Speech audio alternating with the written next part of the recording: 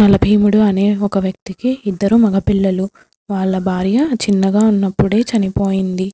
అయితే తల్లి లేని కారణంతో పిల్లలను బాగా పెంచుతాడు నలభీముడు. పెద్దవాడు బాగా చదువుకుని ప్రయోజకుడవుతాడు. కానీ చిన్నవాడు మాత్రం తనకి ఉన్న మతి స్థిమితం వల్ల ఎక్కువగా పని చేయలేడు. ఎవరితో మాట్లాడు. మరియు ఊరి జనాలు కూడా అతనితో ఎక్కువ మాట్లాడేవారు కాదు. ఎప్పుడూ ఇంట్లోనే ఉండేవాడు.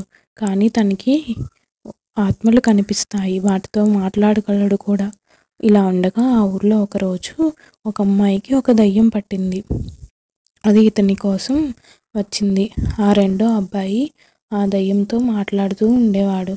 ఇదంతా చూసిన ఊరి ప్రజలు ఇంకా ఎక్కువ భయపడి ఇతనికి బాగా పిచ్చి ముదిరింది అని పిచ్చి ఆసుపత్రిలో చేర్పించేస్తారు.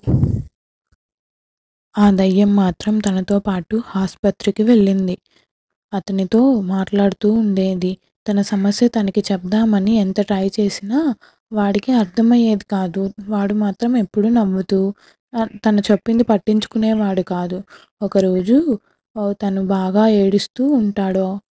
అప్పుడు ఆ దయ్యం వచ్చి, "ఎందుకు బాబు నువ్వు ఎందుకు ఇంతలా ఏడుస్తున్నావు? ఈ ఊరి వాళ్ళందరూ నిన్నెందుకు అలా చూస్తున్నారు?" అని అడుగుతుంది.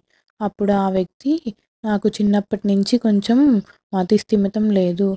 అందుకే నేను చెప్పినది ఎవ్వరూ వినేవాళ్ళు కాదు" అని చెప్పాడు. ఇంతలో ఆ అబ్బాయి తనని అడుగుతాడు ఆ దయ్యాన్ని, "నువ్వు మంచిదానిలా కనిపిస్తున్నావు. నాతో మాత్రం బాగానే ఉంటున్నావు. కానీ ఆ ఊరి ప్రజలు ఎందుకు నిన్ను దుష్ట ఆత్మ అంటున్నారు?" అని అడుగుతాడు.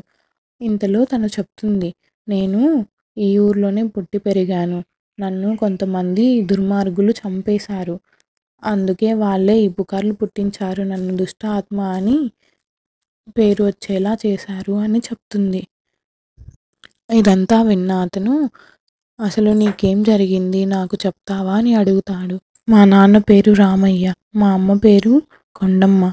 నేను ఈ ఊర్లోనే పుట్టాను. మంచిగా చదువుకుని బాగా పేరు సంపాదించుకున్నాను.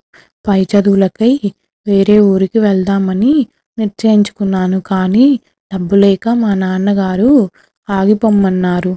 ఇంతలో మా అమ్మ తను చదువుకుంటేనే మనకి మంచిది, మంచి స్థాయికి వెళ్తుందని మా నాన్నగారికి నచ్చచెప్పారు. మా నాన్నగారు ఈ ఊరి పెద్దయిన రంగయ్య దగ్గర డబ్బులు అప్పుగా తీసుకొద్దామని వెళ్ళారు.